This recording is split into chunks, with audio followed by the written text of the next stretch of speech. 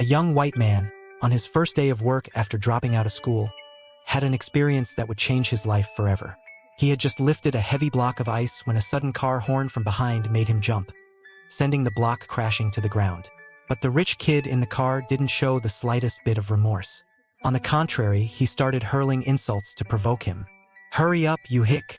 This left the young man, new to the real world, feeling completely humiliated.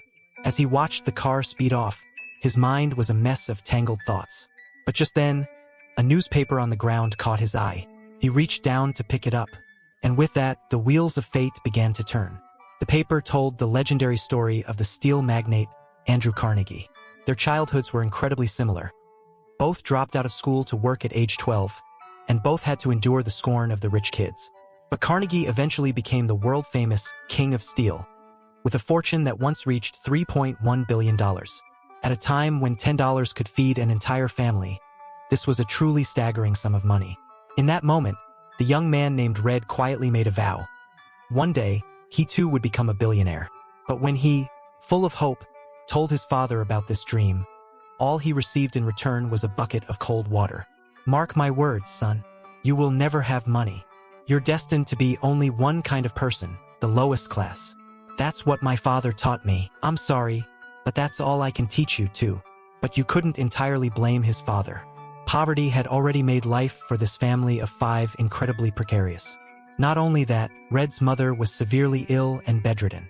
The entire weight of the household fell on his father's shoulders. Years of crushing poverty had beaten any dreams of the future out of them, but this only strengthened Red's resolve. And with determination comes action. After much deliberation, Red finally decided to head to the big city alone to escape his destiny.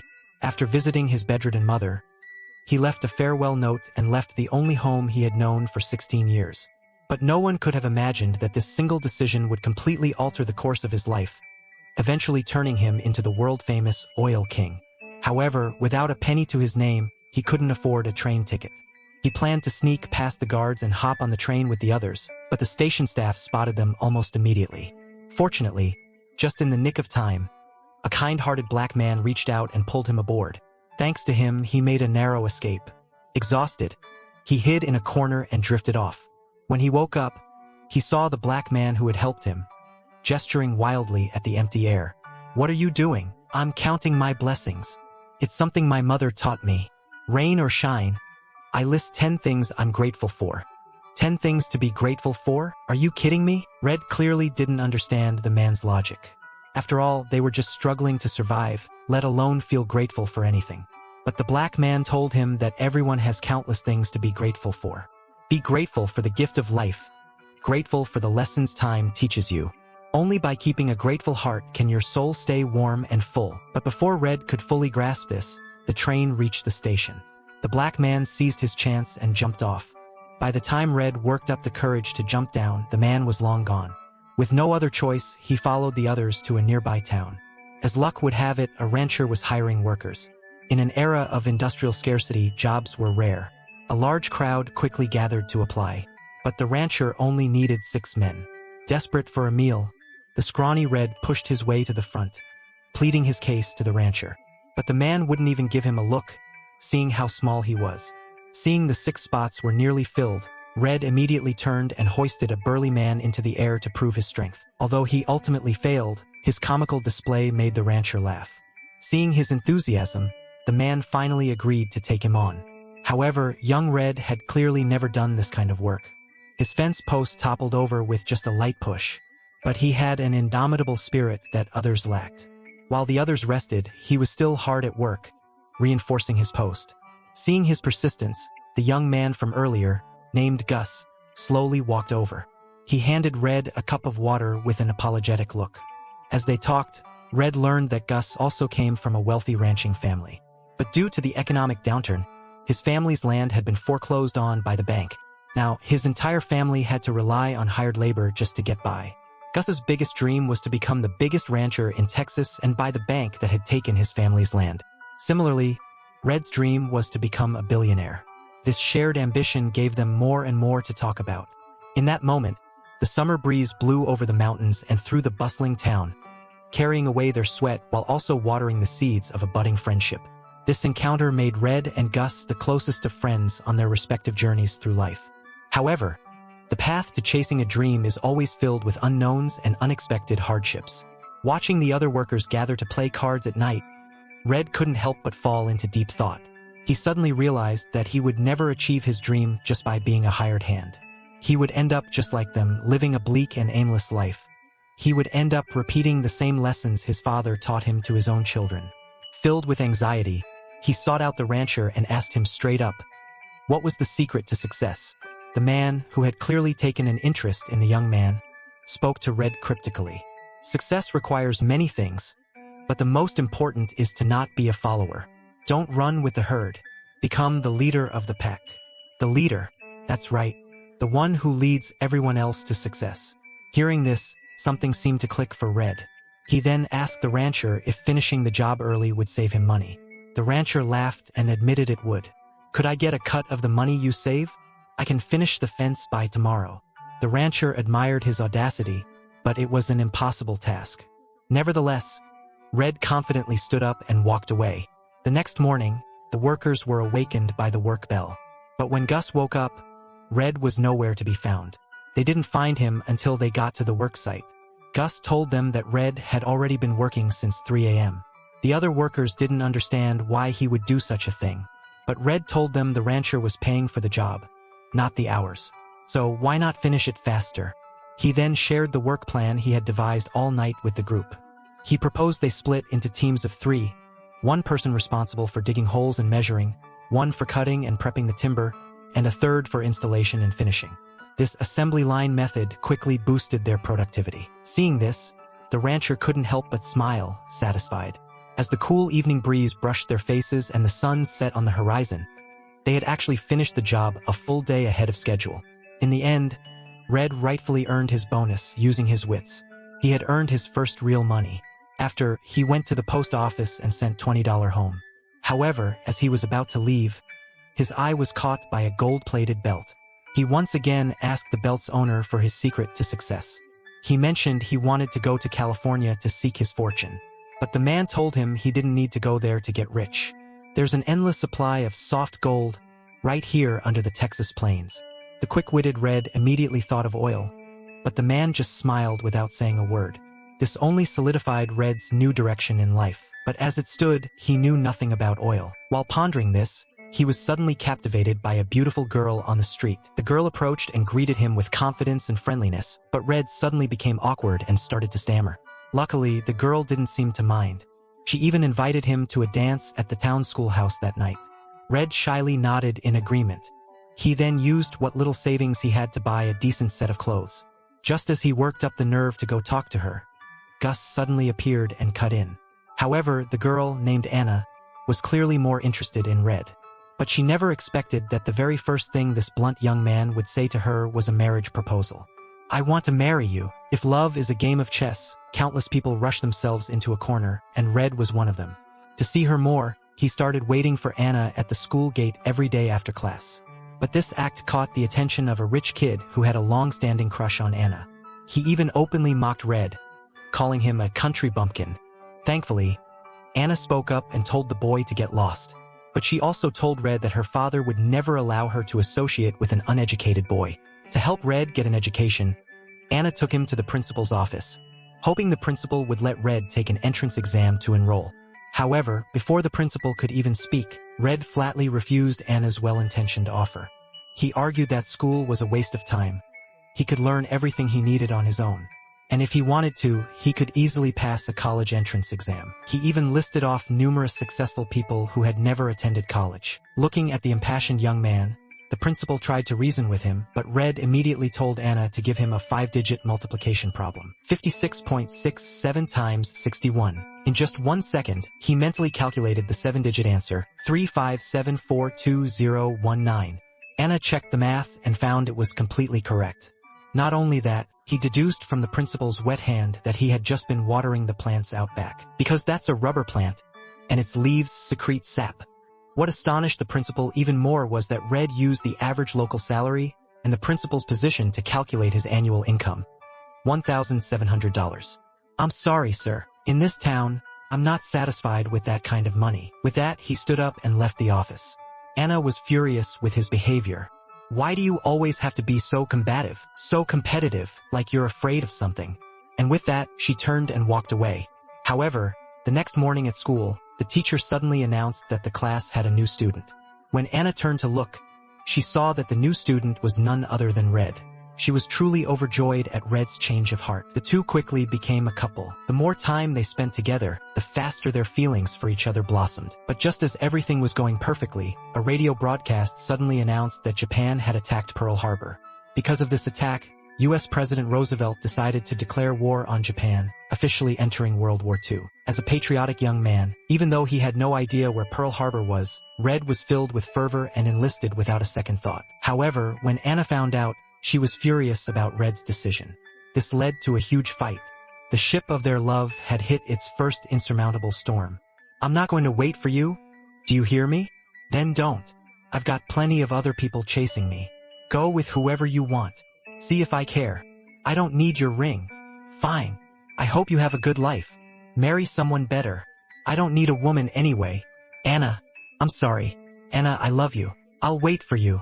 The pain of separation is always hard to forget, but sometimes a single promise can wash away all the hurt. However, war was far more brutal than Red had ever imagined. On one occasion, while delivering mail to the front lines, he was unlucky enough to be thrown by an artillery blast. Fortunately, a fellow soldier braved the danger to pull him back into a trench. And that fellow soldier was none other than Gus, the man he'd met back at the ranch. Thankfully, Red's injuries weren't serious, and the war didn't last much longer.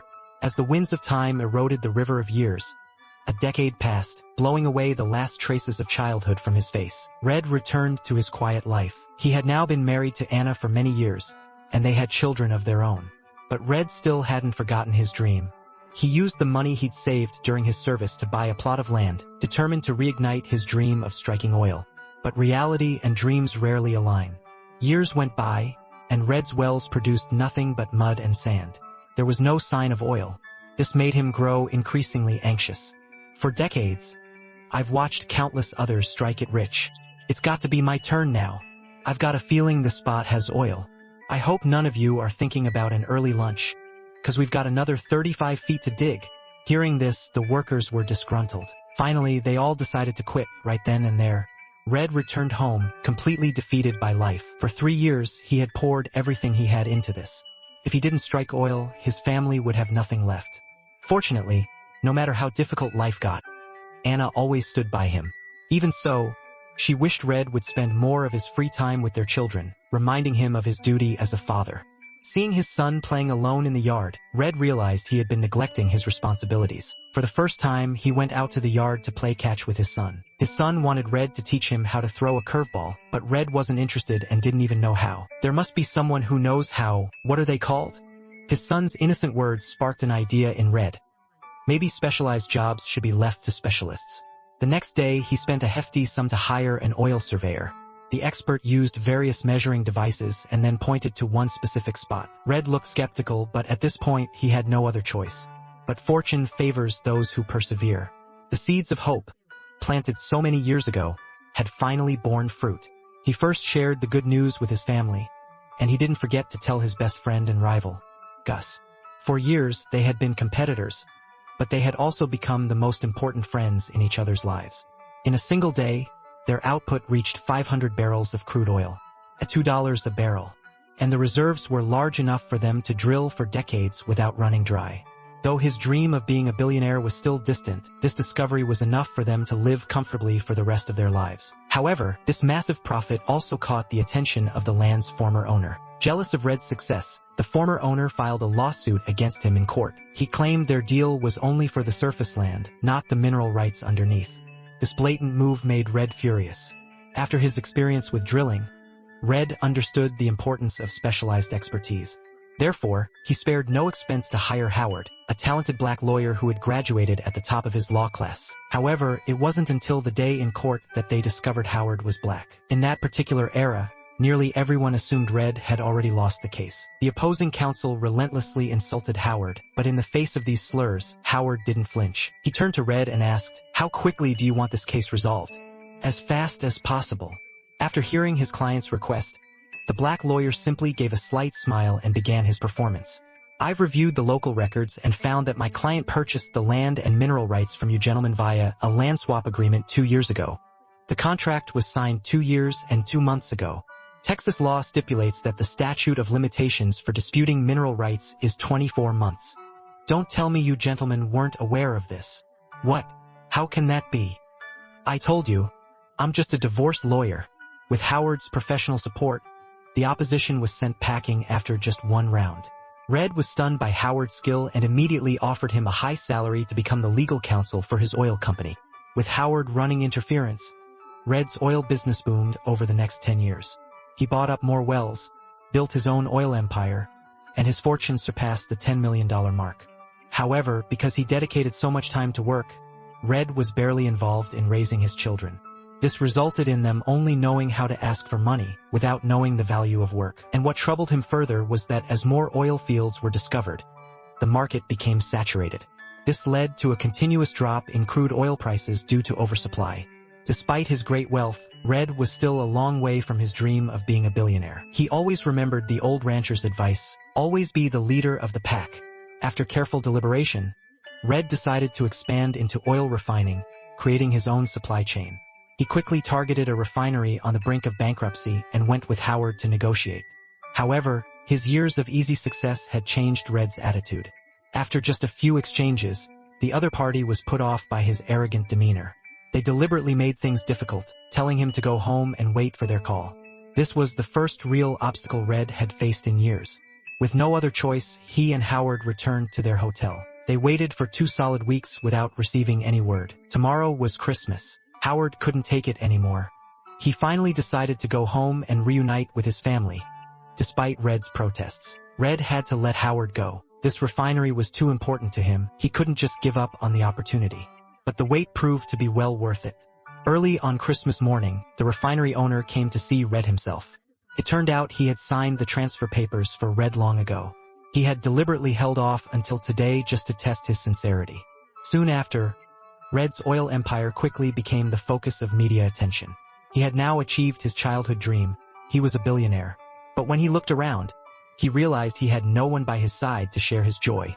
At that same moment, terrible news arrived. Howard, his close friend, had gotten into a car accident on his way home. Both of his kidneys were destroyed. He could only be kept alive by dialysis. Dialysis was barely keeping him alive. His only hope was a kidney transplant. Donating a kidney could save his life. Looking at his friend dying in the hospital bed, Red felt a whirlwind of emotions. His entire life, he had chased fame and fortune, but in doing so, he had lost things far more important than money: the companionship of his family, and the life of his friend. The words of the black man from that fateful train ride years ago echoed in his mind. Be grateful for the gift of life, and for the lessons time teaches you. At this moment, Red, a man who had never believed in fate, began to pray for Howard. By chance, he saw on the medical chart that Howard's blood type was an exact match for his own. He immediately made a bold decision. A few days later, in the hospital's recovery room, Red and Howard slowly opened their eyes. Red had given one of his own kidneys to save his friend's life. When he woke up, Howard asked Red, "What's it like to be a billionaire?" "Honestly, it's nothing special. The world keeps turning, and I don't even have anyone by my side to share it with. But you kept your promise. But I also lost the things that truly mattered to me." After this experience, Red finally understood the meaning of life. After being discharged from the hospital, he immediately called a family meeting. He announced his decision to use his entire fortune to establish a charitable foundation to help those in need. He gave each of his children $100,000, hoping they would use it to help other people. However, as soon as they got the money, they forgot Red's words and rushed off into the tempting world. Even though he had prepared himself for this outcome, Red couldn't help but feel disappointed. But just then, his youngest son suddenly came back and returned the money to Red. It was his way of supporting his father's decision to start the foundation, and a sign of his own interest in philanthropy. This is a film based on the true story of John D. Rockefeller, co-founder of the world's largest oil company, ExxonMobil. He was America's first billionaire and was nicknamed the King of Oil. His road to success was full of thorns. When the glory fades, dreams can disappear like smoke. It's only after experiencing life's ups and downs that we realize pursuing money and fame is a path many must walk. But don't get lost chasing fleeting things. Remember that family is the most valuable asset in life. That's all for today's story. Thanks for watching. What did you think of the movie? Let me know in the comments below.